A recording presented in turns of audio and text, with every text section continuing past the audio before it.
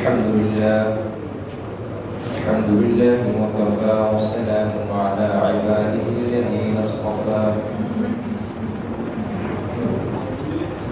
ونشهد أن لا إله إلا الله وحده لا شريك له ونشهد أن سيدنا ونبينا ومولانا محمدا عبده ورسوله أما بعد فأعوذ بالله من الشيطان الرجيم بسم الله الرحمن الرحيم لا يتخذ المؤمنون الكافرين أولياء من دون المؤمنين ومن يفعل ذلك فليس من الله فيه شيء إلا أن تتقوا منهم تقاه ويحذركم الله نفسه وإلى الله المصير صدق الله مولانا العظيم اقبلوا الشريك اللهم صل على محمد وعلى آل محمد كما صليت على إبراهيم وعلى آل إبراهيم إنك حميد مجيد اللهم بارك على محمد وعلى آل محمد كما باركت على إبراهيم وعلى آل إبراهيم إنك حميد مجيد اللهم أنت ربي لا إله إلا أنت خلقتني وأنا عبدك وأنا على عهدك ووعدك ما استطعت أعوذ بك من شر ما صنعت أبوء لك بنعمتك علي وأبوء بذنبي فاغفر لي فإنه لا يغفر الذنوب إلا أنت ঈশান নামাজ জামাতের সাথে আদায় করে আল্লাহ পাক আমাদেরকে কোরআন কারীমের তাফসীরের উদ্দেশ্যে বসার তৌফিক দান করেছেন শুকরিয়া আদায় করি আলহামদুলিল্লাহ মুআজ্জাজ হাজিরিন প্রায় 1.5 মাস পর রমজানের আগে 8ই মার্চ আমাদের সাপ্তাহিক তাফসীর শেষ হয়েছিল রমজানের কারণে তাফসীর সাময়িকভাবে বন্ধ ছিল আজ 19শে এপ্রিল শুক্রবার মহান রব্বুল আলামিন আমাদেরকে পবিত্র কালামুল্লাহ সূরা আলে ইমরানের 28 নম্বর আয়াত থেকে তেলাওয়াত করার কিছু আলোচনা শোনার জন্য আল্লাহ পাক আমাদেরকে সুযোগ করে দিয়েছেন রমজানের মুবারকে তারাবির নামাজের আগে আমরা অতীব সংক্ষিপ্ত প্রত্যেকটি পারার উপরে আলোচনা শুনেছিলাম সেটি হলো সংক্ষিপ্ত বিষয় সব আয়াতের অনুবাদ হয় না বিশেষ বিশেষ জায়গা থেকে বিশেষ বিশেষ কিছু কথা আলোচনা হয়ে থাকে যেহেতু সময় খুবই স্বল্প কোরআন কারীম আল্লাহ পাক আমাদের নবী আলাইহিস সালামের উপর নাযিল করেছেন করে বলে দিয়েছেন আমি কোরআন নাযিল করেছি লিতুবাইয়িনা লিন-নাস যাতে করে তুমি কোরআনকে বর্ণনা করে তাফসীর করে তোমার উম্মতকে তুমি শিখিয়ে দিবে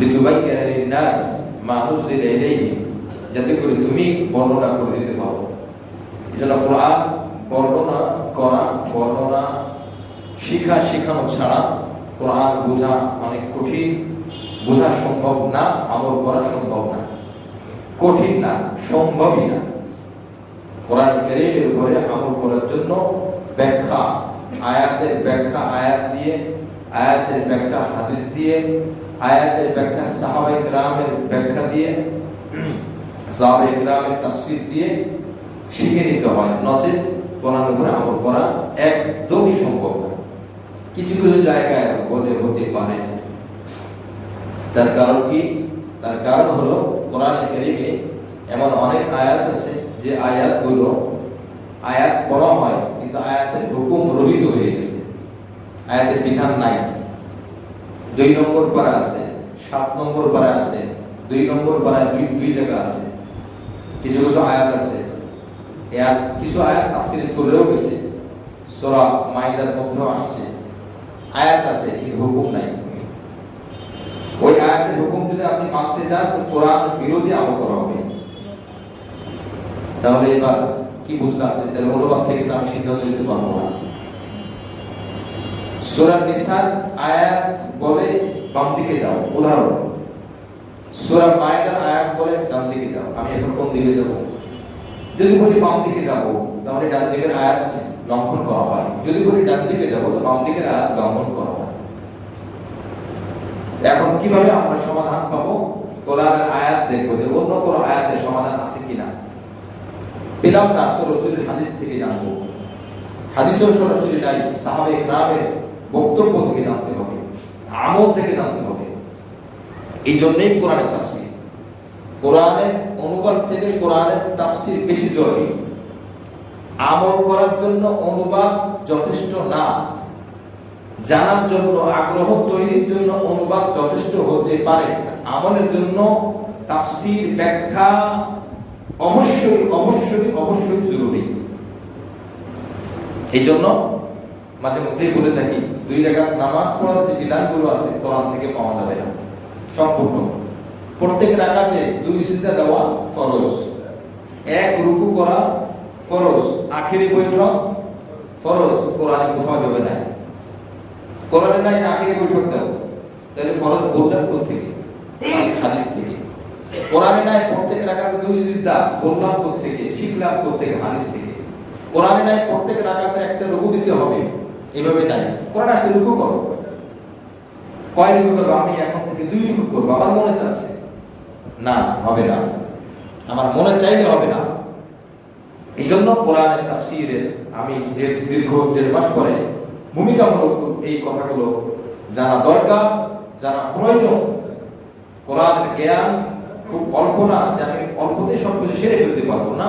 আমাদের নবী আরবি ভাষী ছিলেন, আরবি ভাষার সাহিত্যিক ছিলেন। নবীর উপরে 23 বছর ধরে ধাপে ধাপে কোরআন নাযিল হয়েছে।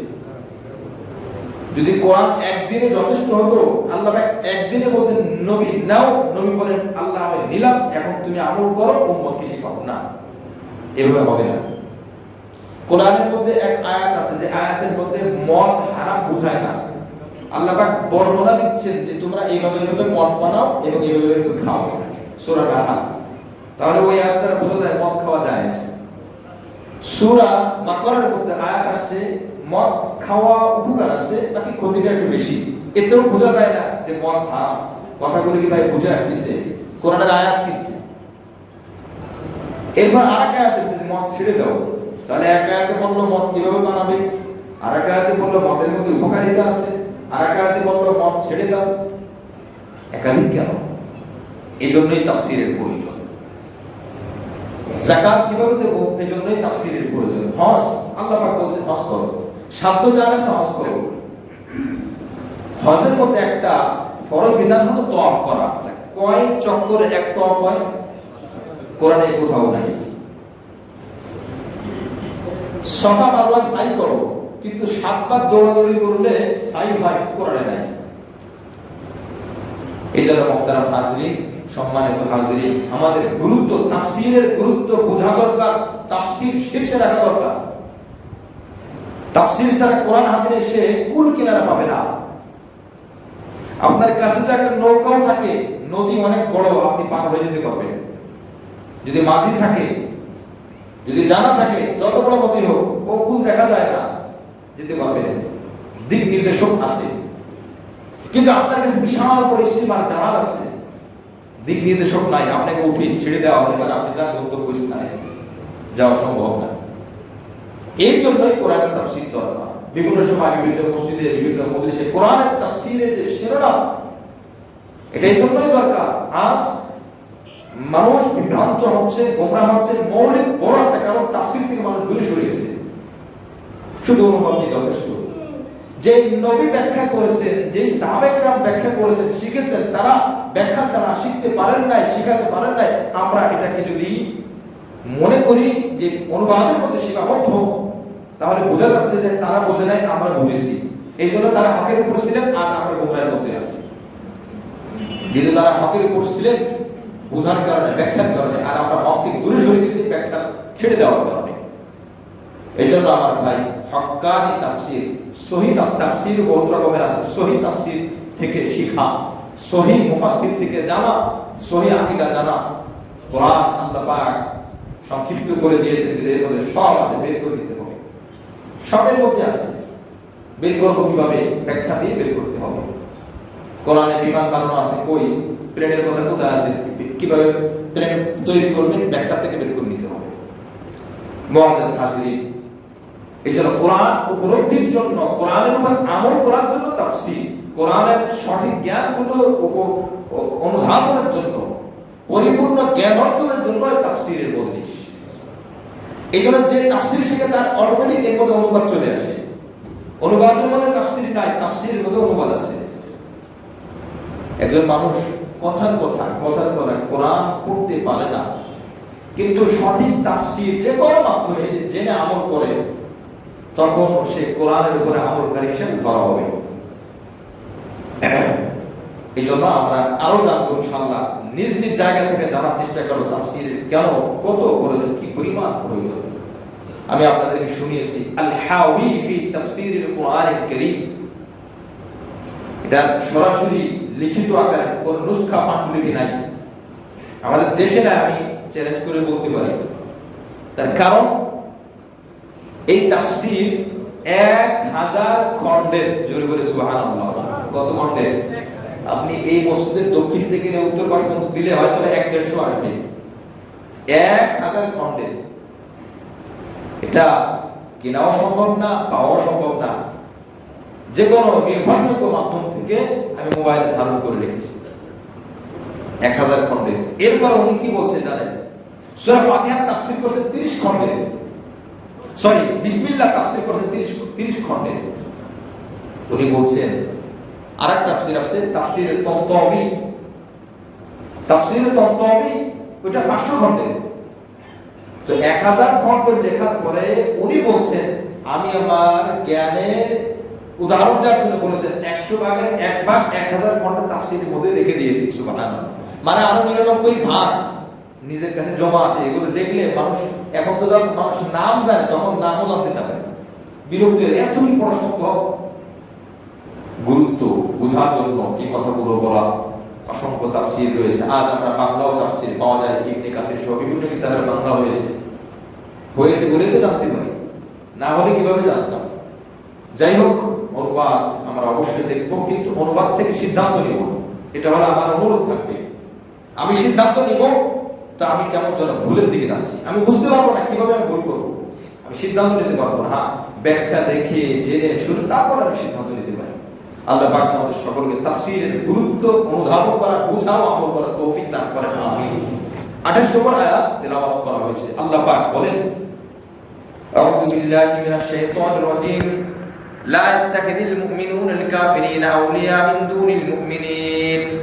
রমজান মাসে তারাবির আগে যে আলোচনা হয়েছে, আলোচনা কি বলবেন আপনারা? তাফসীর বলবেন না অনুবাদ বলবেন? রমজানে তারাবির আগ মুহূর্তে ঈশার আগে কোরআন শুরু করে আলোচনা হয় না, এটা কি তাফসীর না অনুবাদ?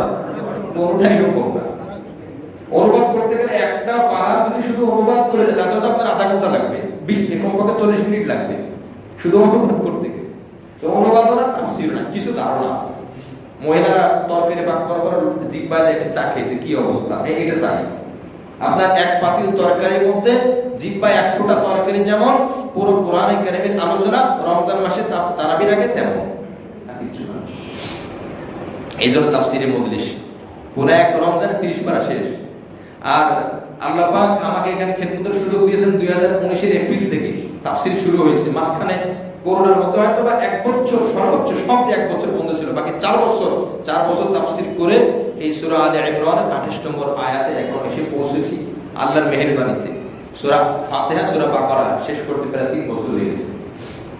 মুআজ্জাজ হাজিরিন, তো আল্লাহ পাক বলেন, লা ইয়াত্তাখিযুল মুমিনুনা আল কাফিরিনা আউলিয়া মিন দুনিল মুমিনিন। আল্লাহ পাক আদেশ দিচ্ছেন মুমিনরা যেন কাফেরদেরকে, বিধর্মীদেরকে বন্ধু হিসাবে গ্রহণ না করে, মুমিনরা ছাড়া। মুমিনরা কেবলমাত্র মুমিনদেরকে বন্ধু হিসাবে গ্রহণ করবে, কাফেরদেরকে নয়। وَمَن يَفْعَلْ ذَلِكَ فَلَيْسَ مِنَ اللَّهِ فِي شَيْءٍ إِلَّا أَن تَتَّقُوا مِنْهُمْ تُقَاةً। আল্লাহ যদি কেউ করে, প্রশ্ন, আল্লাহ পাক বলেন যদি কেউ মুমিন ছাড়া কোন কাফেরকে বন্ধু বানায় আল্লাহ পাক বলেন আমার সাথে ওই বান্দার সাথে কোনো সম্পর্ক থাকবে না, কোনো সম্পর্ক থাকবে না। স্ত্রীকে বলেছে অমুকের সাথে তোমার কোনো যোগাযোগ থাকতে পারবে না, যদি তুমি যোগাযোগ রাখো তা আমার সাথে তোমার কোনো কথা থাকবে না। এই জন্য কিছু সম্পর্ক এটা স্বামীর খুশির কারণ। আল্লাহকে ভালোবাসা হয়, আল্লাহর জন্য যাকে ভালোবাসা হয় এটা আল্লাহ পছন্দ করেন, কিন্তু আল্লাহর সাথে ভালোবাসা এটা আল্লাহ পছন্দ করেন না। মুমিন মুমিনকে ভালোবাসে আল্লাহর জন্য, যদি কোনো মুমিন কাফেরকে ভালোবাসে এটা আল্লাহর জন্য হবে না। কেন আল্লাহর জন্য হবে না? আল্লাহ নিষেধ করছে। যদি মুমিন কোনো কাফেরকে ভালোবাসে তার মানে হলো সে আল্লাহর সাথে ভালোবাসে। খুব সহজ। স্ত্রী স্বামীর বোনকে ননদকে ভালোবাসে কার জন্য? স্বামীর জন্য। স্ত্রী স্বামীর মাকে শাশুড়িকে ভালোবাসে স্বামীর জন্য। স্ত্রীর নারী শাশুড়িকে ভালোবাসে স্বামীর জন্য। ভালোবাসে, খুব সম্পর্ক, গল্প করে, গলা জড়ায় ধরে বসে, মুসাফা করে, চুমা খায়। স্ত্রী স্বামীর খালাতো বোনের সাথে সম্পর্ক করে স্বামীর জন্য। স্ত্রী স্বামীর মামাতো বোনের সাথে সম্পর্ক করে স্বামীর জন্য। ওই স্ত্রী যদি ওই সম্পর্কটা, ওই ভালোবাসা স্বামীর ভাইয়ের সাথে হয়, এটা স্বামীর জন্য হবে না, স্বামীর সাথে হবে। কথাটা মনে বোঝা যায় না? স্ত্রী তার ননদকে যেমন ভালোবাসে, এক জায়গা থাকে, এক জায়গা শয়, একসাথে কথা বলে, ঠিক এই সম্পর্কটাই যদি স্বামীর ভাইয়ের সাথে হয়, এটা কি স্বামীর জন্য হবে না স্বামীর সাথে হবে?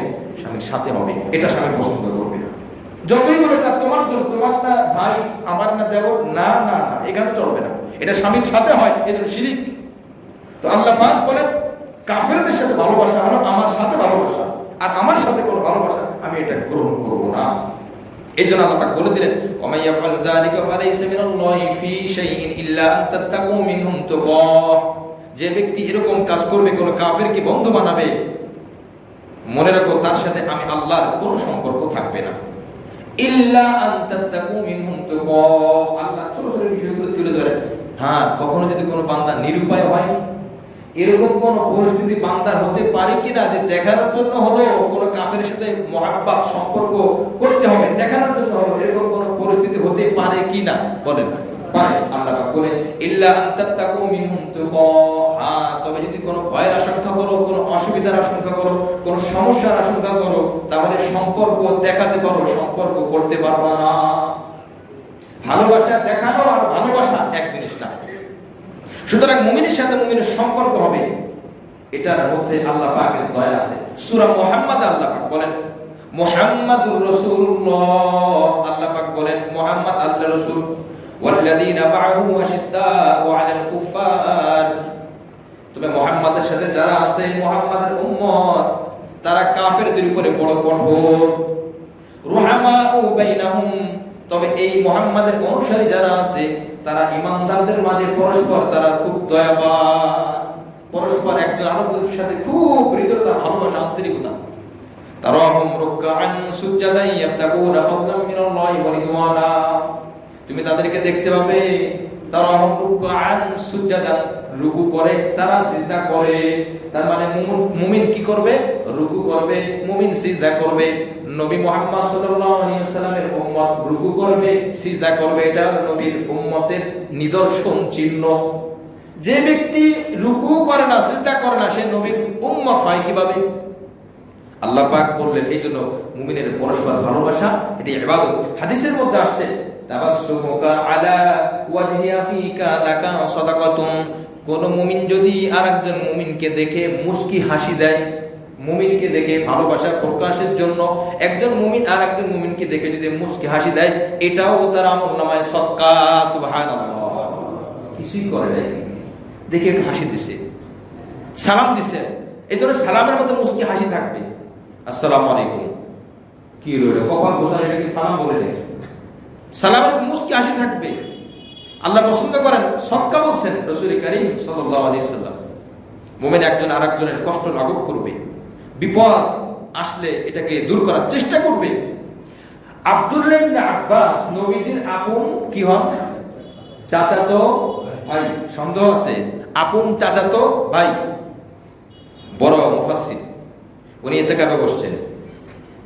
একজন লোক খুব বিষণ্ণ মন, চিন্তিত, মসজিদে বসা। উনি বলেন, তোমার অবস্থা খুব খারাপ মনে হচ্ছে, চিন্তিত মনে হচ্ছে, বিষয়টা কি?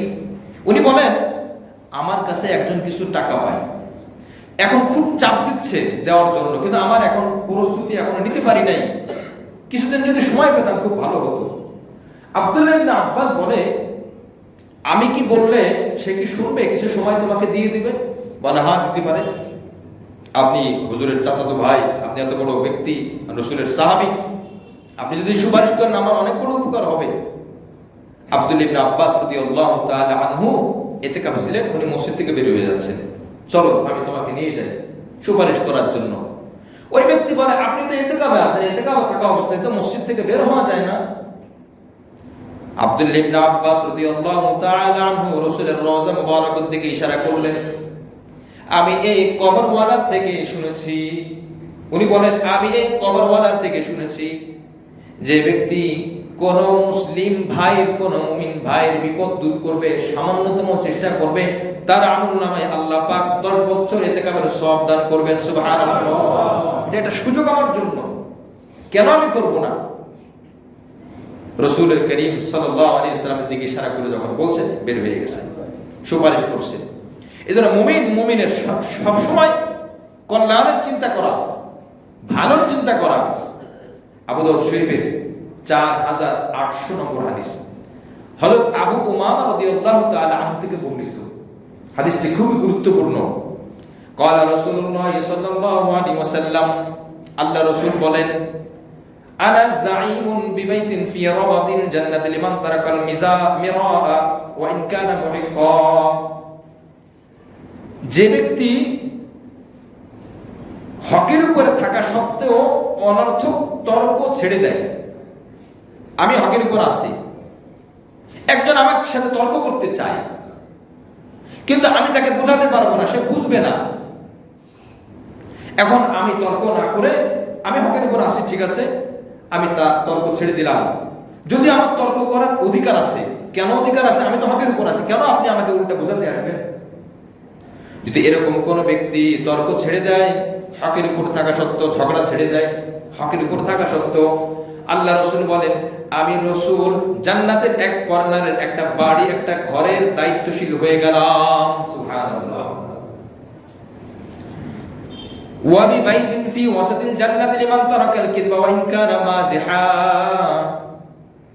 এই আয়াতের এই শব্দের অনুবাদের আগে আমরা একটা জিনিস খেয়াল করি। আমরা যখন হাসি রহস্য আড্ডার মধ্যে থাকি, তখন কিন্তু অনিচ্ছায় অনেক মিথ্যা কথা বের হয়ে যায়। কৌতুকের মধ্যে থাকি, হাসি রহস্যের মধ্যে থাকি, তখন অনিচ্ছায় একটু হাসানোর জন্য, একটু মজাক করার জন্য, মজলিসটা আরো একটু ফুরফুরে বানানোর জন্য অনেক সময় মিথ্যা কথা বের হতে পারে। আল্লাহ রাসূল বললেন, যে ব্যক্তি এই হাসি রহস্যের মাঝেও মিথ্যা কথা বলে না, সঠিক কথা বলে, সত্য কথা বলে, আমি রাসূল জান্নাতের মাঝখানের একটা ঘরের দায়িত্ব নিয়ে নিলাম তার জন্য। সুবহানাল্লাহ। মিথ্যা কথা বলে, মিথ্যা কথা এত বড় মহাপাপ, এত বড় খারাপ জিনিস, এত বড় খারাপ জিনিস। আল্লাহ রাসূল বলেন, মুমিন সব কিছু করতে পারে, মুমিন মিথ্যা কথা বলতে পারে না। মুমিন নামাজ ছাড়তে পারে, মুমিন রোজা ছাড়তে পারে, মুমিন বেনামাজি হতে পারে, মুমিন হজ না করতে পারে, যাকাত না দিতে পারে, কিন্তু ব্যবসা করবে, এর মধ্যে কখনো মিথ্যা কথা বলবে না। এ হলো মুমিন। মিথ্যা কথা বলে সে মুমিন থাকে কিভাবে? এই জন্য হাদিসের মধ্যে আসছে, যখন কোন চোর চুরি করে, যখন কোন জেনাকারী জেনা করে, যখন কোন মিথ্যুক মিথ্যা বলে, ওই মুহূর্তে ঈমানটা তার মাথার থেকে সরে দাঁড়ায়। নাউযুবিল্লাহ। ঠিক ওই মুহূর্তে ঈমান সরে দাঁড়ায়। এত বড় কবিরা গুনাহের সাথে আমি ঈমান থাকতে পারবো না। যখন আবার সে সত্য কথা বলা শুরু করে, তখন আবার ঈমান চলে আসে। নাউযুবিল্লাহ। এই জন্য কবিরা গুনাহ অবস্থায় কেউ মারা গেলে উলামায়ে কেরাম বলেন, মুহাদ্দিসে কেরাম বলেন, তার ঈমান থাকে না। মদ পান করতেছে, তার ওই মুহূর্তে তার উপরে ঈমান তার কাছে না, ছায়া হিসেবে পাশে আছে, তার কাছে নাই। এই জন্য রাসূল বললেন, মিথ্যা কথা ছেড়ে দিবে, হাসি রহস্যের মধ্যে মিথ্যা কথা বলবে না। আমি আল্লাহ রাসূল তার জান্নাতের মাঝে একটা ঘরের দায়িত্ব নিয়ে নিলাম। সুবহানাল্লাহ। ওয়া ইন কানা ওয়া বিবাইতিন ফি আ'লাল জান্নাতি লিমান হাসানা খুলুকুহু। আল্লাহ রাসূল বলেন, আর যে ব্যক্তি তার চরিত্র সুন্দর করবে, তার আখলাক সুন্দর করবে, আমি আল্লাহ রাসূল জান্নাতের সর্বশীর্ষে একটা ঘরের জিম্মাদারি নিয়ে নিলাম। সুবহানাল্লাহ। কোনো টাকা খরচ হয় নাই, মুচকি হাসি দিলাম, সুন্দর করে কথা বললাম, ভালো আচরণ করলাম, এটার জন্যই আল্লাহ রাসূল বলে সর্বোচ্চ জান্নাতের একটা ঘর আমি তার দায়িত্ব নিয়ে নিলাম। আবু দাউদ শরীফের হাদিস। এই জন্য মুআজ্জাজ হাজরিন, আজ মুমিন যেন মুমিনের কারণে, মুমিনের আচরণের কারণে সে যেন ক্ষিপ্ত না হয়। আবার মুমিনের যেন এরকম কথা না বলে অমুকের শুধু ইমানটা নাই বাকি সব আছে, এ কথা বলা খুব ভয়ানক বিষয়। ইমানের দাম আল্লাহর কাছে সমস্ত আমল থেকে বেশি। কিছু নাই তার ইমান আছে, তার মানে তার সব আছে। কোন একদিন সে জান্নাতে যাবে, সব আছে তার ইমান নাই, বলেন এই সবের কোনো দাম আছে? অনেক সময় অনেকে আবেগ বশত তারা মিডিল ইস্ট থেকে ঘুরে আসে, অনেক সুন্দর সুন্দর আখলাক চরিত্র দেখে আসে, তারা সব নবীর সব কিছু গ্রহণ করছে, শুধু ইমানটা গ্রহণ করে নাই। জোরে বলে নাউজুবিল্লাহ। উনি কি বলেন? শুধু ইমানটা? আশ্চর্য কথা। বৃহৎ কাজ তারা গ্রহণ করে না, এই কথা কেউ বলে না। হ্যাঁ, উত্তম চরিত্র, সত্য কথা, সততা, ন্যায়, নীতি, এগুলো ৬ জায়গায় সম্মানিত, অবশ্যই ভালো। সমাজ গঠনের জন্য, দেশ গঠনের জন্য, পরিবার গঠনের জন্য, সুন্দর সমাজ পাওয়ার জন্য, অর্থনৈতিক ব্যবস্থা সুন্দর হওয়ার জন্য এগুলো অবশ্যই লাগবে। তারা কিন্তু দুনিয়া কেন্দ্রিক এই সুন্দর আচরণ করে, নচেত আপনার ইমানের কারণে করে না। আজ উন্নত দেশ কি জন্য বলা হয়? তারা নিয়ম ভঙ্গ করে না। নিয়ম মানে কি জন্য? দেশ সুন্দর করার জন্য। আপনি কি মনে করেন যে সে সত্য কথা বলে জান্নাতে যাওয়ার জন্য? তাহলে এই কথা আমরা কেন বলি? তার সব আছে, শুধু ইমানটা নাই। উত্তর হবে তার কিছু কিছু জিনিস আছে, কিন্তু বড় জিনিসটা সেটা হলো ইমানটা নাই। মুমিনের কিছুই নাই, শুধু ইমান নিয়ে যেতে পারে। এই জন্য 3 প্রকারের গুনাহ। 1 নম্বর গুনাহ হলো আল্লাহ পাক ইচ্ছা করলে মাফ করে দিতে পারেন বান্দার মাফ চাওয়া ছাড়াই, সেটা সগীরা হোক আর কবিরা হোক, আল্লাহ ইচ্ছা করলে পারেন। 2 নম্বর একটা গুনাহ আছে, যেই গুনাহ বান্দা মাফ না চাইলে আল্লাহ মাফ করেন না, এটা হলো শিরকের গুনাহ। মুআজ্জাজ হাজরিন, এই জন্য এই কথা আমরা চিন্তা করব, ইমানের সম্মান, ইমানের দাম, পুরা দুনিয়ার সব আমল একদিকে, আর যারা পরিমাণ ইমান আরেকদিকে। ওই ইমানের দাম আল্লাহর কাছে সবথেকে বেশি। সুবহানাল্লাহ। যারা ইমানের কথা সবথেকে বেশি বলেছেন আল্লাহ পাক কোরআনের মধ্যে 79 জায়গায় আল্লাহ পাক ইমানদারদেরকে হে ইমানদাররা, হে ইমানদার, হে নামাজীরা এরকম বলেন। হে রোজাদাররা, ইয়া আইয়ুহাস সাইমুন, হে রোজাদাররা, ইয়া আইয়ুহাল মুসাল্লিন, মুসাল্লুন, হে রোজাদাররা, হে যাকাতদাতারা, হে হজকারী, এরকম আল্লাহ বলেন। আল্লাহ বলেন হে ইমানদাররা। মুআজ্জাজ হাজরিন, এই জন্য মুমিনের সাথে মুমিনের সম্পর্ক হবে আন্তরিক, আত্মিক সম্পর্ক। এবার আসে, তাহলে কি কাফেরদের সাথে সবসময় শত্রুতা আমি পোষণ করবো, তার সাথে খারাপ আচরণ করবো? না। সম্পর্কের চারটা স্তর, 4 শ্রেণী বন্টন করা হবে। 1 নম্বর সম্পর্কের নাম হলো মুআলাত, 2 নম্বর মুআসাত, 3 নম্বর মুদারাত, 4 নম্বর মুআমালাত। এগুলো আবার কি? এগুলাই তাফসীর। এগুলাই তো তাফসীর। আমাদের বাজারে গেলে সবাই কি মুসলিম দোকানদার? তাহলে আমি হিন্দু থেকে, বিধর্মী থেকে জিনিস কিনতেছি, এই যে সম্পর্ক যে হচ্ছে, তাহলে এই সম্পর্ক আমার জায়েজ হলো হলো না? আমাকে এখন সিদ্ধান্ত নিতে হবে তাফসীর থেকে। 1 নম্বর সম্পর্ক হলো মুআলাত, তাকে অন্তর থেকে ভালোবাসা, তার আদর্শকে গ্রহণ করা, আদর্শিকভাবে তাকে ভালোবাসা, তার চরণ ফেরা এগুলোকে অনুসরণ করা, তার কালচারকে অনুসরণ করা, অর্থাৎ এক কথা দিল থেকে ভালোবাসা। এই ধরনের ভালোবাসা বিধর্মীর সাথে করা সম্পূর্ণ হারাম। 2 নম্বর মুআসা, সহানুভূতির ভালোবাসা। রাষ্ট্রীয় কোনো সম্পর্কের কারণ হতে পারে, বিভিন্ন কারণে হতে পারে, সেখানেও কয়েকটা শ্রেণী ইসলামের প্রতি যেন আকৃষ্ট হয়, এই জন্য আমি একটু সম্পর্ক করলাম, তাহলে এখানে আমার আন্তরিক আত্মিক কোনো সম্পর্ক না। সে যেন ইসলামের প্রতি তার দুর্বলতা বেড়ে যায়, ইসলাম কত সুন্দর, কত ভালো, কত আদর্শ, উত্তম আদর্শ, এগুলো যেন সে বুঝে, এই জন্য সম্পর্ক করে। এটাকে বলা হয় মুআসাত, এটাকে আত্মিক সম্পর্ক বলা হয় না। 2 নম্বর, কোন রাষ্ট্রীয় কোন বিষয় যদি সামনে থাকে, সামাজিক কোনো বিষয় থাকে, দুনিয়া কেন্দ্রিক কোনো বিষয় থাকে। 3 নম্বর, তার ক্ষতি থেকে বাঁচার জন্য, এই যে একটু আগে বললাম মহাব্বত দেখানো, এই মুআসাত 2। 3 নম্বর মুদারাত, সামাজিক কিছু বিষয় থাকে, সামাজিক সম্পর্ক, পড়োশী, সে হিন্দু, সে বৌদ্ধ, এই জন্য আমি পড়োশি হিসেবে তাকে কষ্ট দিব না। আল্লাহ রাসূল বলছেন তুমি ইমানদার হতে পারবে না যতক্ষণ পর্যন্ত তুমি তোমার পড়োশি তোমার দ্বারা নিরাপদ না হবে। তোমার পড়োশি যদি তোমার দ্বারা নিরাপদ হয় তখন তুমি ইমানদার হতে পারবে। রাসূল করিম সাল্লাল্লাহু আলাইহি সাল্লাম পড়োশির ব্যাপারে, হকের ব্যাপারে এত বেশি বলছেন, সাহাবায়ে কেরাম বলে আমাদের তো ভয় হচ্ছে না জানি আমাদের সম্পদের মিরাস পড়োশিদেরকে বানিয়ে দেন কিনা, এত বেশি বলেছেন। তোমার পড়োশি, এই পড়োশির ক্ষেত্রে সর্বরকমের পড়োশি হতে পারে। 1 মিনিটের পড়োশি, 1 ঘন্টার পড়োশি, দিনের পড়োশি, রাতের পড়োশি, আমি বাসে যাচ্ছি পাশে আমার বসা সেও আমার পড়োশি। আপনি সূরা নিসার মধ্যে পাবেন 5 নম্বর পারা 3 নম্বর পৃষ্ঠা হাফেজ কোরআন কারীমে ওখানে আসছে ওয়াসাহিবিল জামবি যে তার পাশে বসে আছে এটাও তার পড়োশি। নামাজে আমার পাশে আমার এক মুসল্লি ভাই বসা আছে, তো ওই সময়ের জন্য সে আমার পড়োশি না? সুতরাং আমার কোনো কথা, আমার কোনো আচরণ যেন না হয় যার দ্বারা সে কষ্ট পায়। আমার মুখটা যেন সুন্দর পরিষ্কার থাকে, মুখ যেন দুর্গন্ধময় না হয় যার দ্বারা সে কষ্ট পায়। আমার জামাটা যেন দুর্গন্ধময় না থাকে, এদিকে খেয়াল করা, যার দ্বারা সে কষ্ট হয়তো সে পড়বে না, কিন্তু আমি পড়োশিকে এর হকটা নষ্ট করতেছি। সে আমার থেকে সুঘ্রাণ না হোক, দুর্গন্ধ পাওয়ার হক রাখে না, আমি এই হকটা তার থেকে বঞ্চিত করতেছি। এই জন্য বহুত পড়োশি শুধু আমার বাড়ির পাশে আপনার বাড়ি না, দোকানের পাশে দোকানদার পড়োশি, মুসল্লির পাশাপাশি পড়োশি, ঘরের পাশে ঘর পড়োশি, বাসে বসে আছে পড়োশি, লেগুনে বসে আছে পড়োশি, ট্রেনে বসে আছে পড়োশি, হজের সফরে এক রুমের মধ্যে আছে পড়োশি। এগুলো জেনে জেনে হক আদায় করা। এখন কথা না, সে তো করে না, সে তো আমাকে শুধু কষ্ট দেয়। আচ্ছা, সে কষ্ট দিলে তো তার বিনিময় সে পাবে, কিন্তু আমি কেন কষ্ট দিই? আমি গুনার বাগী হব? খুব উদাহরণ শুধু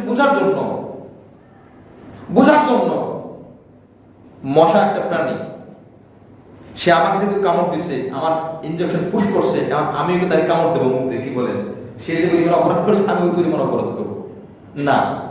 কুকুর আমাকে পায়ে কামড় দিছে, আর আমি বিচার নেবো কুকুরের পায়ে আমি কামড় দেবো, এটা কি সম্ভব? এই জন্য আমার জায়গা থেকে আমার হিসাবটা আমার দিতে হবে। সে কষ্ট দিয়েছে, এটার বিনিময় সে পাবে, এমনকি আমিও তার নেকি পেয়ে যাব, এই চিন্তা আমরা করি।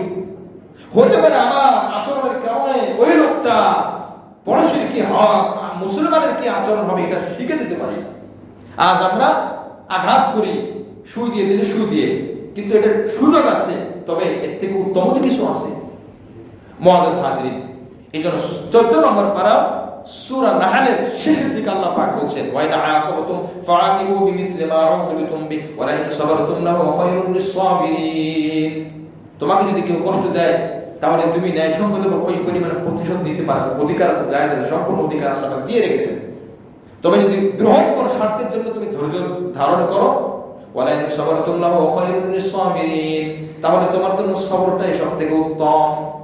আর আশ্চর্য, এরপর আয়াত আল্লাহ পাক বলেন, ইন্নাল্লাহা মা'আল্লাযীনা ইত্তাকাউ ওয়াল্লাযীনা হুম মুহসিনুন ওয়াসবির ওয়া মা সাবরুকা ইল্লা বিল্লাহ ওয়া লা তাহজান আলাইহিম ওয়া লা তাকু ফী দাইকিম মিম্মা ইয়ামকুরুন। তুমি সবর করো, তুমি কষ্ট নিও না, মনের মধ্যে কোনো সংকীর্ণতা এনো না। ইন্নাল্লাহা মা'আল্লাযীনা ইত্তাকাউ ওয়াল্লাযীনা হুম মুহসিনুন, কেননা তোমার মনে সংকীর্ণতা তখন থাকবে যখন তোমার সাথে কেউ নাই। তুমি যখন ধৈর্য ধারণ করলে তোমার কষ্ট হলো, আমি আল্লাহ মুত্তাকির সাথে, আমি আল্লাহ ধৈর্যশীলের সাথে, আমি আল্লাহ নিজেই আছি। সুবহানাল্লাহ, আমার সাহায্যের হাত, কুদরতি হাত তোমার উপর আছে। এটাই হলো আল্লাহর বক্তব্য। এই জন্য বলতেছিলাম মুদারাত, সহনশীলতা। কেউ মারা গেছে, আমার পড়োশি একজন বিধবা গেছে, মারা গেছে, আমি একটু দুঃখ প্রকাশ করা, এটা কি কোনো গুনাহ হবে? কি বলেন? আমি তো অন্তর থেকে করি নাই, সে খুশি হয়েছে, আমি একটু খুশি বাবা দিলাম। হ্যাঁ, এ হলো 3 নম্বর। 4 নম্বর হলো মুআমালাত, লেনদেন। একজন মুসলমান আর একজন মুসলমানের সাথে যেরকম লেনদেন করা যায়, যেভাবে করা যায়, একজন বিধর্মী তার সাথে ঠিক ওরকমই করতে হবে, এর থেকে ব্যতিক্রম করা যায় হবে না। একজন মুসলমান আর একজন মুসলমান থেকে কোন নাপাক জিনিস কিনতে পারে না, নাপাক জিনিস বিক্রি করতে পারে না, কোন মাদক দ্রব্য বিক্রি করতে পারে না, মাদক দ্রব্য কিনতেও পারে না। অনুরূপভাবে কোন বিধর্মীর থেকে কেনা এবং বিক্রি করা দুটোই না জায়েজ। যেটা মুসলমানের কাছে যে ধরনের লেনদেন জায়েজ, বিধর্মীর কাছে ওই ধরনের লেনদেন করতে হবে। মুসলমান, এই জন্য তাকে আমি ঠকাবো না। বিধর্মী, আচ্ছা সুযোগ এসেছে এখন মিথ্যা কথা বলে তাকে ঠকাবো, এটা সম্পূর্ণ হারাম, পড়োশীর হক নষ্ট। মুআমালাত সবাই একরকম। মুদারাত, সহনশীলতা, সহানুভূতি, তার দুঃখে একটু দুঃখ প্রকাশ করা, এটাও ইসলামে যায়, বড় উত্তম বলা হয়েছে যে মুসলমানের আখলাক এত সুন্দর। এরপরে মুয়াসাত, তার সাথে সম্পর্ক করা, ইসলামের দিকে আকর্ষণ করার জন্য, তার সাথে সম্পর্ক রাখা, তার অসারতা থেকে বাঁচার জন্য, তার ক্ষতি থেকে বাঁচার জন্য, এই তিনটা জায়েজ। আর যেটা মুআলাত, আত্মিক সম্পর্ক, তার আদর্শ আমি গ্রহণ করব, তার পূজায় আমি মুসলমান যাব, আমি না জানি সামাজিক সম্পর্ক রাখতে হয়, সামাজিক সম্পর্ক রাখার জন্য পূজায় যেতে হবে। এটা তো কেমন হয়েছে জানেন ভাই, তোমার যা আমার তা, আমার যা আমার তা। আপনার পকেটের টাকা যেটা আমারও টাকা সেটা, আর আমার পকেটে যেটা আমার সেটা। হিন্দুর স্লোগান কি জানেন? আমার পূজা মানে তোমার পূজা, আর তোমার নামাজ মানে তোমার নামাজ। আর আমরা মুসলমান কি, আমাদের মুসলমানের স্লোগান হলো ভাই আমার নামাজ তোমার পূজাও আমার পূজা। কি বিষয়টা কি অসত্য? কেন মুসলমান সেখানে পাওয়া যায়? কেন আমার ভাইকে সেখানে পাওয়া যায়? কেন আমার বোনকে সেখানে পাওয়া যাবে? একজন হিন্দু ভুলেও তো হুজুর খায় না মসজিদের মধ্যে এসে, একজন মুসলমান ভাই কেন সেখানে পোড়াপুড়ি খায়? এই মুসলমানের জন্য, একজনের জন্য পুরো 10 জনের বদনাম হয়, কষ্ট হয়। এই জন্য মুআজ্জাজ হাজির, এটা কেন হবে? অনেক হিন্দুরাও এরকম মন্তব্য করে, এই মুসলমানের জন্য আমাদের পূজাটাও ঠিক মতো করতে পারি না। আমরা যদি থাকে 10 জন, এরা থাকে 90 জন। এর থেকে লজ্জা আর আছে? আশ্চর্য বিষয়। আমি নামাজ পড়ি না, অপরাধ, ঠিক আছে, কিন্তু তার পূজা আমার জাতি হবে কেন? নিশ্চয়ই কোনো হিন্দু স্বার্থ আমার সেখানে আছে।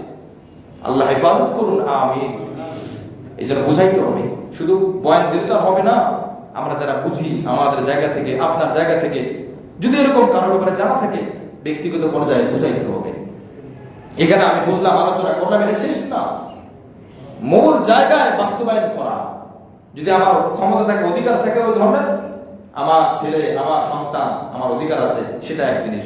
আপনার সন্তান না, আপনার ছেলে, আপনার বন্ধুকে বন্ধুর মধ্যে বোঝাতে হবে। আপনার শ্রদ্ধেয়জন, তাকে ওইভাবে বুঝাইতে হবে। শুধু তাই না, বিধর্মীদের আনুষ্ঠানিক যত উপাসনা আছে, ইবাদত আছে, এগুলো থেকে নিজেকে পরহেজ করা। কিন্তু আশ্চর্যের বিষয় হলো, মুসলমানের খাঁটি ইবাদতের মধ্যেও বিধর্মীদের কালচারটা না আনলে কেমন যেন ওই কাজটা তাদের বাস্তবায়ন হয় না। যেমন বিবাহের মধ্যে গায়ে হলুদের রেওয়াজ। আচ্ছা, গায়ে হলুদ সবটা কত, এই হলুদটা তো খারাপ না, ভালো। আপনি হলুদকে আরো ভালো কিছু দিতে চান, পর্দার সাথে দেখে অসুবিধা নেই। কিন্তু গায়ে হলুদের নামে যা করা হয়, আমরা বলি তো এটা কি আসলে মুসলমানের কোন সভ্যতা? কোন কিতাবের কোন হাদিসের কোন পৃষ্ঠায় লেখা আছে? হাদিস বা একটা জাল হাদিস যদি থাকে, সেটাও তো আনি আমরা। এগুলো তো আমিই করতেছি, আমরাই করতেছি। আমি মানলাম, আমি জানি, আমি স্বীকার করি আমি বিধর্মীদের পূজায় যাই না, কিন্তু আমার বিবাহের মধ্যে কেন তার কালচারটা নিয়ে আসলাম? সেখানে যাওয়া তো এক ধরনের অপরাধ, কিন্তু আমার ইবাদতের মধ্যে আমি শিরকে ঢুকে তো আমার ইবাদতটা আমি পরিবর্তন করে ফেললাম, এটা বিদআতের রূপ দিলাম, এটা শিরকের দিকে নিয়ে গেলাম। নাউযুবিল্লাহ। কর্মগত শিরক। আমার বিবাহের মধ্যে রাসূল করিম সাল্লাল্লাহু আলাইহি ওয়াসাল্লামের হাদিসের মধ্যে আসছে, দফ বলা হয়, দফ আওয়াজ করা। একদিকে ঢাকনা ছিল না, আর একদিকে ছিল, এটা আওয়াজ দেওয়া হতো। অনেক সময় বিভিন্ন শিক্ষা প্রতিষ্ঠানে আওয়াজ দেওয়া হয়, ঘন্টা বাজানো হয়, এটা এক জিনিস। কিন্তু ওই দফ, ওইটা আর বর্তমান জামানার এই বাজনা, এগুলো কি এক? কত পরিবর্তন, কোথায় তিল, কোথায় তাল। আমরা এই যে এই রেফারেন্স গুলো নিয়ে আসার চেষ্টা করি, এখান থেকে করতে করতে এত পরিবর্তন। এই জন্য ইসলামের এই খিচুড়ি মার্কা অবস্থা আছে।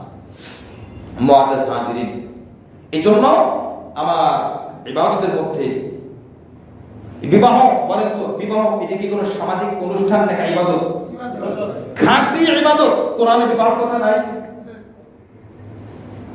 খাঁটি ইবাদত, লেনদেন, এটা ইবাদত না, খাঁটি ইবাদত না। হ্যাঁ, ইবাদতের নিয়তে করলে, নিয়ম রক্ষা করে করলে এটা ইবাদত হবে, কিন্তু সবটা তো ইবাদত না। এই জন্য হিন্দুর সাথে লেনদেন করা জায়েজ আছে না, কিন্তু হিন্দুর মেয়ের সাথে বিয়ে করা হারাম। তার মানে বোঝা গেল এটা ইবাদত। তাদের বিবাহের মধ্যে তাদের রূপরেখা গ্রহণ করে ওই বিবাহে ওইভাবে অংশগ্রহণ করা এটাও নিষেধ। কারণ এটা তাদের ধর্মীয় উৎসব, তাদের ধর্মের মধ্যে যেই পন্থায় বিবাহ করা হয় ওখানে আমি যাব, আমি যেতে পারবো না, এটা আমার নিয়ম নাই। এই জন্য মুআজ্জাজ হাজিরিন, সমাজের মধ্যে বর্তমান সময় বিবাহের মধ্যে এতটা ভয়ানক কবিরা গুনাহ, কিছু কিছু শিরকি চলতেছে, যার দরুন বৈবাহিক জীবনে শান্তি নাই, সন্তানের মধ্যে সন্তান বাবার সাথে সুসম্পর্ক নাই। এর বড় একটা কারণ এটাও একটা বেপরদার বহু, আর সারা বছর হোক বা না হোক বিবাহের সময় প্রচন্ড রকমের বেপরদার একটা ছড়াছড়ি জোয়ার হয়ে যায়।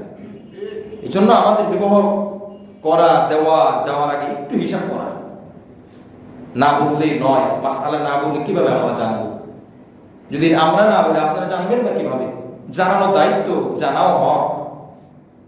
একটা মেয়ে, পর্দানশীল মেয়ে, একটু উদাহরণ দিয়ে বুঝাই।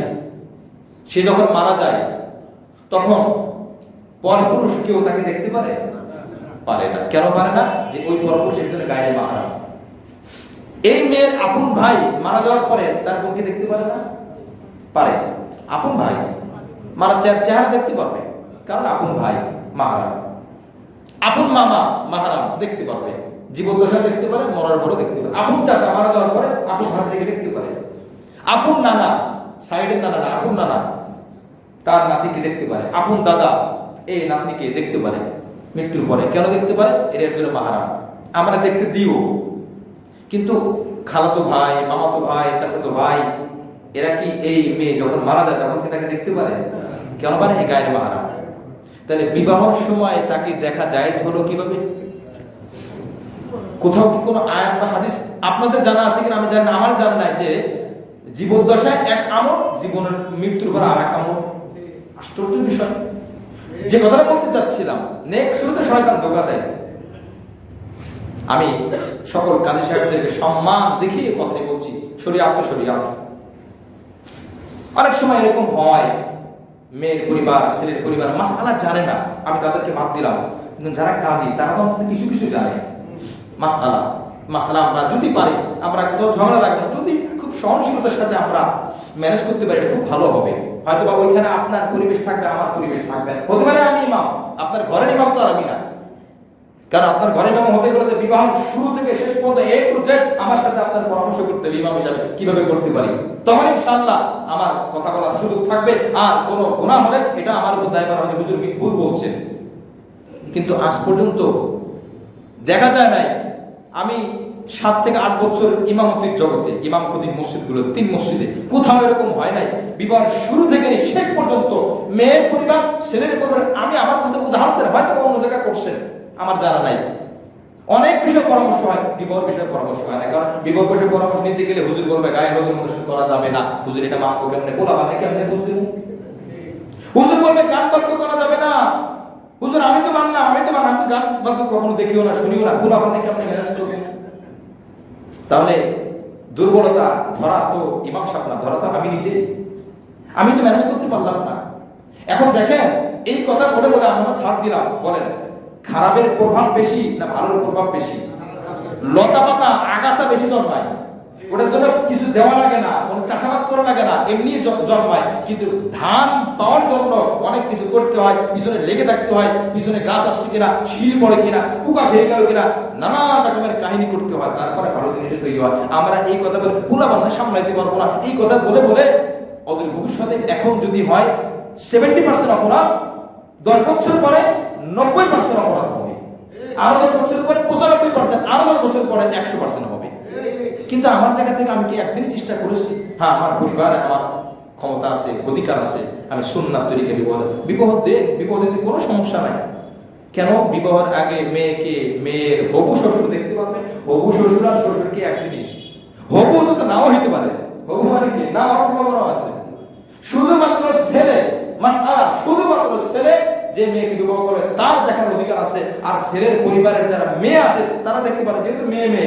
কিন্তু ছেলের পরিবার থেকে কোন পুরুষ, বন্ধু হোক, ঘনিষ্ঠ বন্ধু হোক, হৃদয়ের বন্ধু হোক, চাচা হোক, মামা হোক, দুলাভাই হোক, এই দুলাভাই নামক জিনিসটাও বড় একটা খুব বড় সমস্যা। দুলাভাই মেয়ে দেখা নেয়, বিয়ে হয় কেমনে? মুআজ্জাজ হাজিরিন, আমি কি কোনো শরিয়াত বিরোধী কথা বলতেছি? হ্যাঁ, সমাজ বিরোধী কথা বলতেছি। কি বলেন, কথা ঠিক না? এখন আপনি ডিসাইড করেন, সিদ্ধান্ত নেন, শরিয়াত আপনার সামনে না সমাজ আপনার সামনে। উত্তর না। আপনি যদি সিদ্ধান্ত নেবেন সমাজকে অগ্রাধিকার দেন, আল্লাহ বলেন আমি সমাজ চিনি না, আমি শরিয়াত চিনি। আমি শরিয়াতের হিসাব দেব, আমি সমাজের হিসাব নেব না, কারণ আমার শরিয়াতের মধ্যে সমাজও আছে। কি বলেন, কথা ঠিক না? একজন মেয়েকে এমনি দেখা জায়েজ নাই। আল্লাহ রাসূল সাল্লাল্লাহু আলাইহি ওয়াসাল্লামের কাছে এসে এক সাহাবী বলতেছে, ইয়া রাসূলুল্লাহ, অমুক বংশের অমুক গোত্রের অমুক ব্যক্তির মেয়েকে আমি বিবাহ করতে চাই।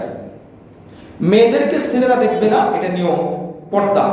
রাসূল বলছেন, তাকে কি দেখছো? বলে না হুজুর, দেখার কোনো দরকার নাই। মেয়েদেরকে দেখা জায়েজ না ছেলেদের, স্বাভাবিকভাবে এমনি রাস্তাঘাটে চলে যাবে বিভিন্ন জায়গায় পর্দার কারণে। রাসূল আদেশ করছেন, না, তোমার দেখা উচিত, তুমি দেখো। ফাইন্না ফি আইনিহি শাই, কারণ এই বংশের বা এই গোত্রের মেয়েদের চোখের কিছুটা সমস্যা থাকে, অর্থাৎ সাদা বা কোনো একটা ত্রুটি থাকে, সুতরাং তুমি দেখে বিবাহ করো। তুমি অন্ধভক্ত হয়ে বিবাহ করবা, পরবর্তী তোমার ভালো লাগবে না, এই মেয়েটার ভবিষ্যৎ কি হবে, আর তোমার এই বিবাহের ফলাফল আর ফসল কি হবে। একটা নাজায়েজ জিনিস, মানে দেখা, মেয়েদেরকে দেখা জায়েজ না, রাসূল বলেছেন না, দেখতে হবে। বৃহৎ স্বার্থের জন্য রাসূল অধিকার দিয়ে দিয়েছেন। এর মানে এই না যে এখন মেয়ের ছেলের বাবার দেখতে হবে। তো যে কথা বলতেছিলাম, যে মেয়ের অনুমতি আনার জন্য কাজী সাহেব কোন সশরীরে চলে যান মেয়ের সামনে। এবার প্রশ্ন, এই মেয়ে যদি কখনো মারা যায়, মারা যাওয়ার পরে ওই কাজী সাহেব যদি গায়ের মাহরাম হন, তাহলে কি এই কাজী সাহেব ওনাকে দেখতে পারবেন? তাহলে মরার পরে তাকে দেখতে পারবেন না, জীবদ্দশায় তাকে কোন কারণে দেখতে হবে? প্রশ্ন ঠিক আছে কিনা ভাই বলেন, কি কারণে দেখতে হবে? মুআজ্জাজ হাজিরিন, হ্যাঁ, তাহলে ও অনুমতি আনবে কিভাবে? কেন? মেয়ের বাবা আছে নাই, আপন চাচা আছে মাহরাম নাই, দাদা আছে নাই, বড় ভাই আছে নাই, আপন মামা আছে নাই, চাচা আছে, মাহরাম কেউ না কেউ থাকবে। কোন একজন পুরুষ মাহরাম, আর যদি গায়ের মাহরাম হয়, হ্যাঁ, মাহরাম কেউ নাই, চাচাতো ভাই আছে, তো চাচাতো ভাই তো চাচাতো বোনের সাথে গায়ের মাহরাম, দেখা দেওয়া জায়েজ নাই। পর্দার আড়ালে ওই বোন, চাচাতো বোন চাচাতো ভাইকে বলবে, আমি তোমাকে বিবাহের অনুমতি দিলাম, আমাকে অমুক ছেলের সাথে আমি তোমাকে বিবাহের অনুমতি দিলাম, তুমি মজলিসের মধ্যে আমার বিবাহ করিয়ে দিবে। এই যে দায়িত্ব দিল, এই যে দায়িত্ব দেওয়া হলো, ওই চাচাতো ভাই দায়িত্ব বুঝে নিল, এটাকে বলা হয় এজেন্ট। এর উপরে আর কোনো এজেন্ট লাগে না, কাজী সাহেবের কোনো দরকার নাই। কোন মাসলা বলবেন? মাসলা তো আমরাও পড়ছি, মাসলা তো পড়াই। আমার যখন বিবাহ হয়, কই আমার বিবাহের কাজী সাহেব তো আমার ওয়াইফের কাছে যেতে হয় না, তাহলে আমার বিবাহ হইল কিভাবে? মুআজ্জাজ হাজিরিন, এই জন্য আসেন বিবাহের মধ্যে বরকত থাকার জন্য শুরু থেকে নিয়ে, কারণ এই মেয়ে আমার আপনার জীবনের শুধু স্ত্রী না, এ আমার সন্তানের মা হবে, এ আমার নাতির দাদি হবে, আমার নাতির নানি হবে। সুতরাং তার মন যদি ঠিক থাকে, তার আগাও ঠিক থাকবে। মন যদি বাঁকা হয়, আগাও বাঁকা হবে। এই জন্য শুরু থেকে সুন্নাত। এই জন্য ওলামা ইকরাম বলেন, বর্তমান সময়ে সম্পর্কের মধ্যে এতটা তিক্ততা কেন, সম্পর্কে ছাড়াছাড়ি কেন? বহুত কাজে সেটা বলেন, এই মাসে বিবাহ পড়াইছে 200টা, ছাড়াছাড়ির জন্য আবেদন আসছে 150টা। মুআজ্জাজ হাজিরিন, এগুলো তো হিসাব নথিভুক্ত, যেগুলো হিসাব ছাড়া। এটা মূল কারণ। এক একজন এক একটা বলবে, ছেলে ভালো না, ছেলে নামাজি না, আগে জানতাম সে নামাজি, সে বিড়ি খাইতো না, পরে দেখা যায় বিড়ি খায়। এই যে নানান কারণ, না শুধু ওইটা না, ছেলে মেয়েকে দেখার যে শর্তগুলো ছিল, যে এই গুণগুলো দেখো, সেটা দেখে নাই। মেয়ে ছেলেকে দেখার যে শর্তগুলো ছিল, দেখছে সুন্দর আছে, দেখছে চেহারা ভালো আছে, সম্পদ ভালো আছে, আর কিছু লাগবে না, নামাজ কালাম দিন কিছুই তার লাগবে না। এখন যখন সে নেশার সাথে জড়িত, এখন তার দুশ্চিন্তা করে, হ্যাঁ তাকে দেখছিলাম ভালো, আমি দেখছিলাম দুনিয়ায় তো তার মধ্যে আছে, ধার্মিকতা তো তার মধ্যে নাই। রাসূল বলছেন মিশকাত শরীফের 2 খণ্ডের 1ম পেজের হাদিস, ফাল বিদাতিদ দ্বীন, ধর্মটাকে অগ্রাধিকার দাও, ধার্মিকতাকে অগ্রাধিকার দাও। ধর্ম যদি অগ্রাধিকার দাও, তুমি কষ্ট পাবে না, সেও কষ্ট পাবে না, দুজনেই জান্নাতি রমণী হবে। সুবহানাল্লাহ। আল্লাহ পাক রব্বুল আলামিন হাসেন যখন স্বামী শেষ রাতে তাহাজ্জুদের নামাজের সময় ওঠে, আর স্বামী তার স্ত্রীর মুখে একটু পানি ছিটায়, ওঠো তুমিও নামাজে ওঠো। অথবা স্ত্রী তাহাজ্জুদের সময় ওঠে, আর স্বামীর চেহারায় একটু পানি মারে, ওঠেন তাহাজ্জুদের জন্য। আল্লাহ পাক এই দৃশ্য দেখে হাসতে থাকেন। সুবহানাল্লাহ। আচ্ছা, এবার বলেন আপনি, যে স্ত্রীকে দেখে আল্লাহ পাক হাসেন, যে স্বামীকে দেখে আল্লাহ পাক হাসেন, ওই স্বামী স্ত্রীর মধ্যে কখনো কি সম্পর্ক নষ্ট হতে পারে? আল্লাহ পাকের দয়া আছে, পুরো পৃথিবী তছনছ হয়ে যাবে, তাদের সম্পর্ক আটক থাকবে, কিয়ামত পর্যন্ত সম্পর্ক থাকবে। আল্লাহ পাক বলেন তোমার এই বিবাহ সম্পর্কটা আমি এত পছন্দ করে নিয়েছি, জান্নাতের মধ্যে আমি আল্লাহ হবত কাজী ওয়াসাওয়াজনাহু বিহুরুল ঈন, আমি হুরদের সাথে তোমার স্ত্রীর সাথে আমি আল্লাহ নিজে বিবাহ করিয়ে দিয়েছি। সুবহানাল্লাহ। সেখানে নামাজ নাই, সেখানে রোজা নাই, সেখানে হজ নাই, সেখানে যাকাত নাই, কোরআন তেলাওয়াতের কোনো প্রয়োজন হবে না। বান্দা তোমার বিবাহ আমি আল্লাহ নিজে দিব। এই জন্য আমার ভাই কোরআন সুন্নাহ থেকে যত দূরে সরে যাচ্ছে, সমাজকে দায়ী করতেছে, যুবককে দায়ী করতে। এই যুবক তো এই খারাপ গুণ নিয়ে আসে নাই, যে যুবকের অসারতার কারণে আমি বলতেছি যুবকরাদেরকে মানাবো কিভাবে। যুবক তো খারাপ গুণ নিয়ে আসে নাই, যুবক তো ইসলামের সভ্যতা নিয়ে আসছে। তাকে আমি কেন এই অসভ্যতা দেখাই না? কেন আমি তাকে অসভ্য মজলিসে নিয়ে গেলাম? কেন আমি তাকে অসভ্য দাওয়াতের মজলিসে নিয়ে গেলাম অনুষ্ঠানের নামে? এই জন্য অনুষ্ঠানে যাওয়ার আগে 1000 বার ভাবা দরকার। আমার আজকের এই ছেলে এটা এমন টেপ রেকর্ড, এটা এমন ভাবে গ্রহণ করে, এখন কিছু বলবে না, যখন মুখ ফুটা শুরু হবে এটা থামানো যাবে না। এই জন্য মজলিসে নেওয়ার আগে 1000 বার ভাবা। আমার ভাই বড় কঠিন জামানা চলছে, এই জন্য সমাজকে দায়ী করে কোনো লাভ নাই। আমি সতর্ক হব। আল্লাহ পাক আমাদেরকে বুঝার তৌফিক দান করেন। মুআজ্জাজ হাজিরিন, যে কথা বলতেছিলাম, তাদের সাথে আদর্শিক কোনো সম্পর্ক হবে না, তাদের অনুষ্ঠানে কোনো মুসলমান যাবে না, মুসলমান তাদের কোনো ভ্যাস, তাদের কোনো আকৃতি, তাদের কোনো সাদৃশ্য গ্রহণ করবে না। আল্লাহ পাক নিজেই বলে দিয়েছেন রাসূল বলেন আল মারউ মা মান আহাব্বা, যে যে কওমকে ভালোবাসে, আল মারউ আলা দীনি খলিলি ফালয়ানজুর মা ইয়াকালিতু, তুমি চিন্তা করে দেখো কাকে তুমি বন্ধু বানাবা। বড় খেলোয়াড়কে খুব ভালোবাসে, খুব পছন্দ করে, তার খেলা ভালো লাগছে, ফুটবল খেলা ভালো, ক্রিকেট খেলা ভালো, খুব পছন্দ করতে করতে কিছুদিন পরে দেখা যায় এত ভালোবাসা তার মধ্যে এখন সে ক্রিকেট খেলে বা আপনার ফুটবল খেলে, খেলতে খেলতে কিছুদিন পরে তার গায়ে যে জার্সিটা আছে ঠিক ওইটাকে অনুসরণ করে। আরো সম্পর্ক যখন গভীর হয় তখন চিন্তা করে চুলটা তো এরকম না, তাকে অনুসরণ করে। এই যে দিলের থেকে দিলের মহাব্বত শুরু হয়ে গেছে, যখন দিলের মহাব্বত শুরু হয় কাপড়ের মধ্যে পরিবর্তন হয়, তার চুলের মধ্যে পরিবর্তন হয়, চুলের কালারের মধ্যে পরিবর্তন হয়, নখের মধ্যে পরিবর্তন হয়, জীবন চলার গতি পরিবর্তন হয়ে যায়। এই যে আমি ভালোবাসলাম, ভালোবাসতে বাসতে অন্তর দিয়ে ভালোবাসার কারণে আল্লাহ পাক বলেন তোমার সাথে আমার কোনো সম্পর্ক নাই। এই আয়াত তার বাস্তব প্রমাণ। আল্লাহ তোমার সাথে আমার কোনো সম্পর্ক নাই, তুমি কাকে গ্রহণ করছো? আমার দাড়ির মধ্যে সম্পর্ক নাই, আমার মোজের মধ্যে সম্পর্ক নাই। মুআজ্জাজ হাজিরিন, এই জন্য আদর্শ বা নবী মুহাম্মদ রাসূলুল্লাহ সাল্লাল্লাহু আলাইহি ওয়াসাল্লাম তিনি আমার জীবন আদর্শ। আমার পা থেকে নিয়ে মাথা পর্যন্ত আমার সব জায়গায় সর্বাঙ্গে সব ক্ষেত্রে পদে পদে আমার রাসূলকে যদি আমি ভালোবাসতে পারি, রাসূলের আদর্শ গ্রহণ করতে পারি, আল্লাহর কোরআন বলে তুমি আমার খাঁটি বান্দা, আল্লাহর রাসূল বলে তুমি আমার খাঁটি উম্মত। সুবহানাল্লাহ। এজন্য আল্লাহ পাক রব্বুল আলামিন বলেন ওয়া ইউআযযিরুকুমুল্লাহু নাফসা ওয়া ইলাল্লাহিল মাসীর। মদিনাতে একদল ইহুদি আনসারী সাহাবীদেরকে আকৃষ্ট করলো, তাদের সাথে খুব সম্পর্ক রক্ষা করতে চায়, দাওয়াত দেয়, বিভিন্ন ধরনের সম্পর্ক করে। উদ্দেশ্য হলো এই আনসারীরা যেন আবার ইহুদি হয়ে যায়। এই ধরনের আচরণ যখন কিছু মুসলমান উপলব্ধি করছে সাহাবায়ে কেরাম, তো ভাইদেরকে বোঝানোর চেষ্টা করছে, ভাই তাদের সাথে চলে না, তাদের উদ্দেশ্য খারাপ, আপনাদেরকে ধর্মের দিকে নিয়ে যাবে। বলে না, আমার ধর্মের মধ্যে আমি অটল আছে। বলে না, একদিন এগুলো হয় না, আস্তে আস্তে আপনি কখন ঘুরে যাবেন আপনি নিজেও টের পাবেন না। যখন তারা বুঝলো না, আল্লাহ আয়াত নাযিল করেন। এটাই হলো 28 নম্বর আয়াতের তার শান নুজুল প্রেক্ষাপট। আল্লাহ পাক বলেন খবরদার ইহুদিদের সাথে তোমার কোনো সম্পর্ক থাকবে না, নাসারার সাথে তোমার কোনো সম্পর্ক থাকবে না, এক কথায় বিধর্মীর সাথে তোমার কোনো সম্পর্ক থাকবে না। প্রয়োজনের খাতিরে বাঁচার খাতিরে সম্পর্ক দেখাতে পারো, কিন্তু ঘনিষ্ঠতা আন্তরিকতা এটা কখনোই থাকতে পারে না। হযরত নবী করিম সাল্লাল্লাহু আলাইহি ওয়াসাল্লাম হাদিসের মধ্যে আসছে, একজন সাহাবী মক্কা থেকে মদিনায় হিজরত করে আসছে। একজন মহিলাকে সে ভালোবাসতো, পছন্দ ছিল তার। তো সে বলছে তুমি মদিনায় চলে আসো, আমি তোমাকে বিবাহ করব, তুমি ঈমান গ্রহণ করো। মহিলা বলে না, আমি ঈমান গ্রহণ করব না, তুমি মক্কায় চলে আসো, তুমি শিরকের উপর আসো, তাহলে তোমাকে আমি বিবাহ করব। দুইজন দুই দিক থেকে টানা হেসরা। ওই সাহাবী, তখন সে সাহাবী ছিল, চিন্তা করলো না যেহেতু এখানে পাবো না, তার ভালোবাসা গালেব হলো, প্রবল হলো, মদিনা ত্যাগ করলো, হিজরত ত্যাগ করলো, ঈমান ত্যাগ করলো, রাসূলের দরবার ত্যাগ করলো, মক্কায় গেল, আবার সে শিরক গ্রহণ করলো এবং সে ওই মহিলাকে বিবাহ করলো। নাউযুবিল্লাহ। এখন বলেন এই যে শিরক সে গ্রহণ করলো, এর কারণ কি ছিল? ভালোবাসা। ভালোবাসা। এরপর আরেকজন সাহাবী দেখলেন যে মদিনার সব সাহাবী চলে আসতেছে, উনিও ইসলাম গ্রহণ করলেন, মদিনার এদেশে দোকান দিলেন। দোকান দেওয়ার পরে কেবল নতুন দোকানদার, লাভ তো নতুন দিলেই হয় না, কয়দিন দেখা যায় লাভ হচ্ছে না। আবার উনি মদিনার দোকান বন্ধ করে মক্কায় চলে গেলেন। মক্কায় আবার ওই দোকান সে দিলেন, দেওয়ার পর আবার সেখানে ভালো, তখন সে আবার ধর্ম ত্যাগ করলো। তার মানে সে মক্কা থেকে মদিনায় আসছে ব্যবসার উদ্দেশ্যে, ইমানের উদ্দেশ্যে না। যখন তার ব্যবসা নাই তো তার ইমানও নাই, তার ভিতরে হলো ভালোবাসা, ব্যবসা।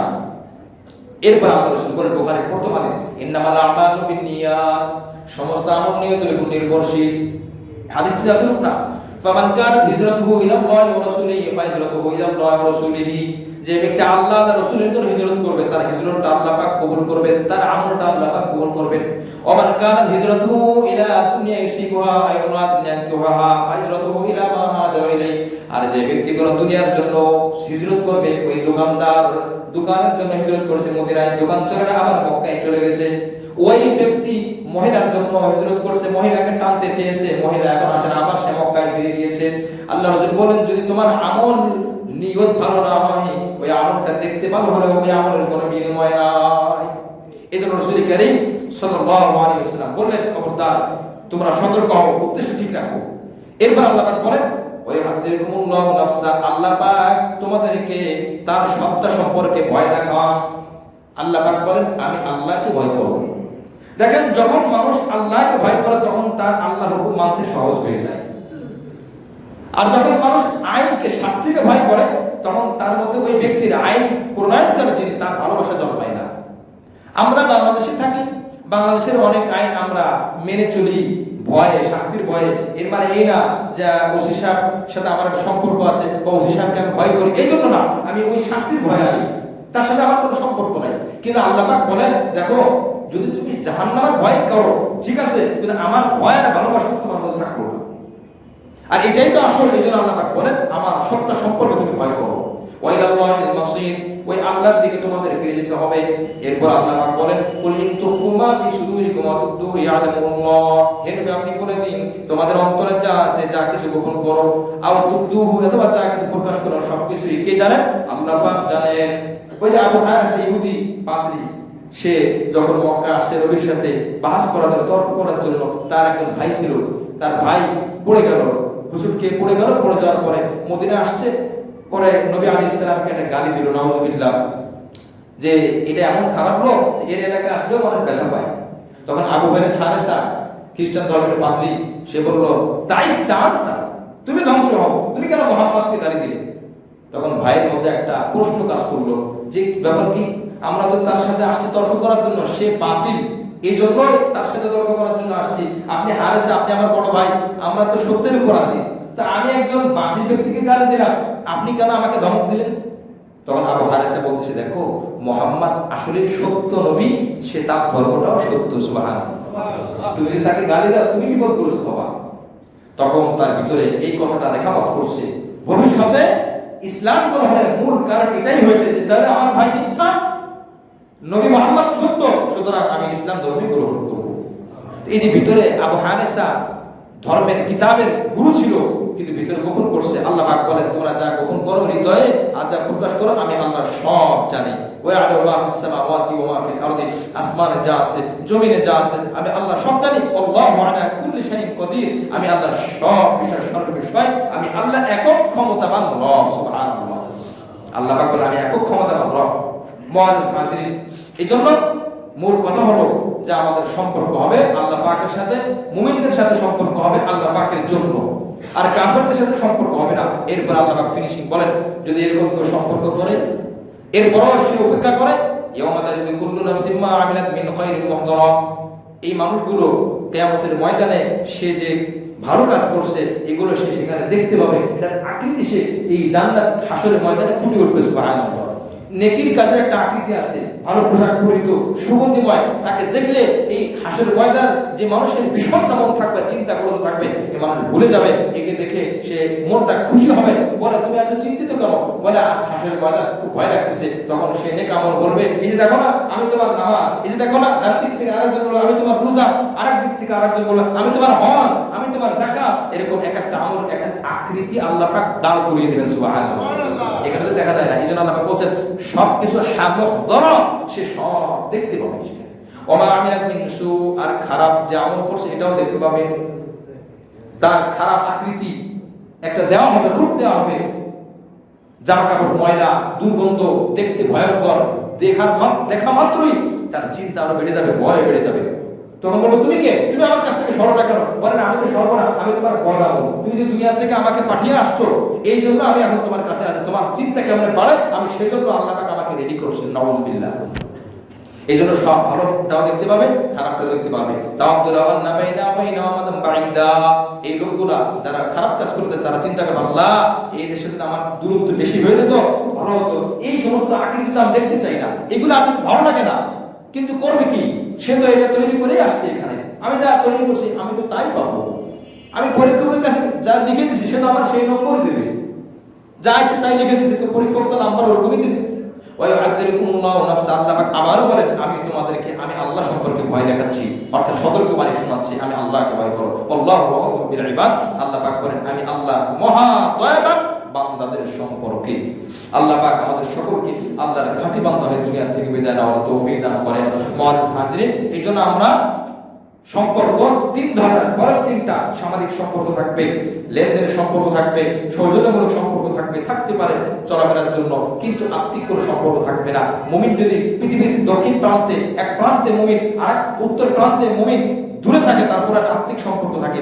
আর আমার পাশে আছে একজন বিধর্মী, আমার অন্য সম্পর্ক থাকবে, আত্মিক সম্পর্ক আমার তার সাথে থাকবে না, যদিও সে আমার কাছে। এই জন্য খতিব আজম সিদ্দিক আহমদ শাহ, অনেকে নাম শুনেছেন হয়তো, পাকিস্তান আমলে তখন ওনাকে বলা হয়েছিল যদি আপনাকে দেশের রাজত্ব দেওয়া হয় এবং দুই দেশের সম্পর্ক করতে বলা হয়, এক দেশের মুসলিম দেশ আর এক দেশের বিধর্মী দেশ, কাদের সাথে কেমন সম্পর্ক রাখবেন? উনি বলছেন, মুসলমানের সাথে আমি সম্পর্ক রাখবো ভ্রাতৃত্বের, ভাইমূলক সম্পর্ক, আর অমুসলিম বিধর্মীদের সাথে সম্পর্ক আমার বন্ধুত্বের। এটা কেমন হলো? অমুসলিমের সাথে বন্ধুত্বের সম্পর্ক কেন হবে? বলে বোঝো নাই, সাংবাদিকরা প্রশ্ন করছে, বলে আমি বুঝাচ্ছি শোনো। আমার বাসায় যখন আমার ভাই আসবে, আমার মুসলিম ভাই আসবে, তখন আমি বলবো ওই যে রান্নাঘরে যাও, রান্নাঘরে যাও, পান্তা পাতা সেখান থেকে মেখে টেকে ওখান থেকে দিয়ে আসবে। আর যখন বিধর্মী আসবে, সে আমার বন্ধু, আমি বলবো ডাইনিং রুমে বসো, এখান থেকে নড়তে পারবে না। তাকে কুরমা পোলাও খাওয়াবো, ফাস্ট ফুড খাওয়াবো, ভালো ভালো খাবার দেবো, কিন্তু রান্নাঘরে যাওয়ার অধিকার তাকে আমি দিব না।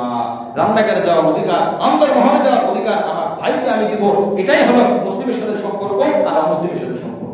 আমার ভালো ভালো খাবার খেতে পারে, কিন্তু সম্পর্ক হবে মুমিনের সাথে, মুসলিমের সাথে, অধিকারমূলক সম্পর্ক হবে মুমিনের সাথে, মুসলিমের সাথে। আল্লাহ পাক আমাদের সকলকে খাঁটি মুমিনদেরকে ভালোবেসে দুনিয়া থেকে যাওয়ার তৌফিক দান করেন। আমিন।